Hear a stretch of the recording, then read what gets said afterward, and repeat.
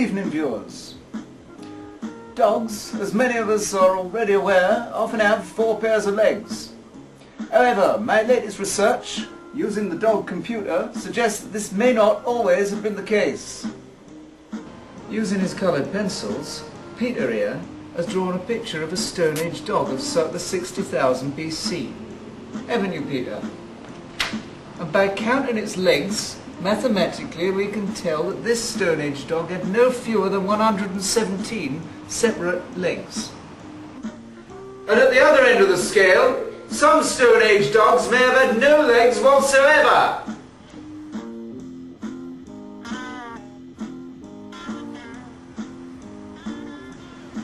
In biblical times, however, things were very different, as most dogs wore long flowing robes and helmets similar to those worn by today's modern inner-city police forces. The irony is, of course, that they could have been arrested for impersonating an officer, which carries a mandatory 3-year imprisonment sentence, or in those days, crucifixion. And this was, of course, the main theme behind John Partler's best-selling book, Was the Lord Jesus Really a Dog? So, John Partler, was the Lord Jesus really a dog? He might have been a special kind of dog, one who could grow a long hairy beard. I see. And how can we be really sure of that? We'd have to find a picture of him chewing a bone, like this one,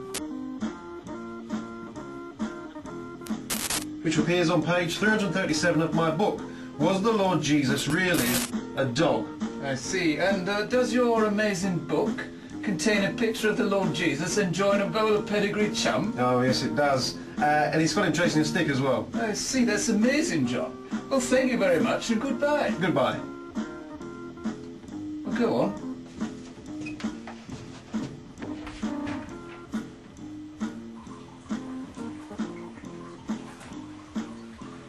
During the medieval times, everybody wore long, pointy, curly shoes and really liked God.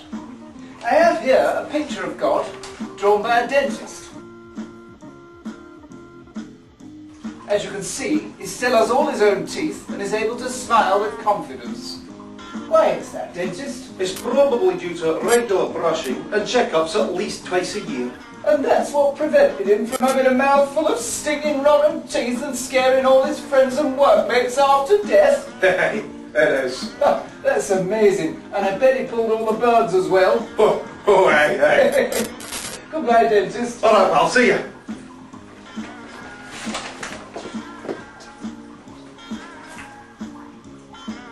Now, we all know that King Henry VIII was a big fat bastard who couldn't get up and fell over. We also know that he didn't like God. Fuck off, God, he used to say, you're a right arse, you are. However, he did like dogs. And, according to historical reports, recently unearthed by historians, it was on this very spot that good King Henry used to walk his favourite dog Roger, who, according to that same historical report, had only 9 pairs of legs.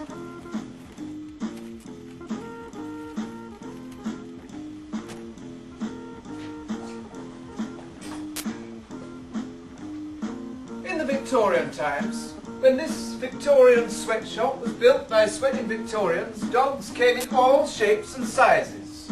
Round, circular, triangular, cylindrical, what have you. And in 1876 there was an invasion of flying dogs from the moon. And here is a genuine photograph of a lunar flying dog taken shortly after it had landed. It was partly in response to threats like this that American inventor Thomas Edison invented the standard, non-flying, 4-legged dog which we know today. But has this taken all the fun out of dog keeping? We asked a well-known detective sergeant. No, it has not.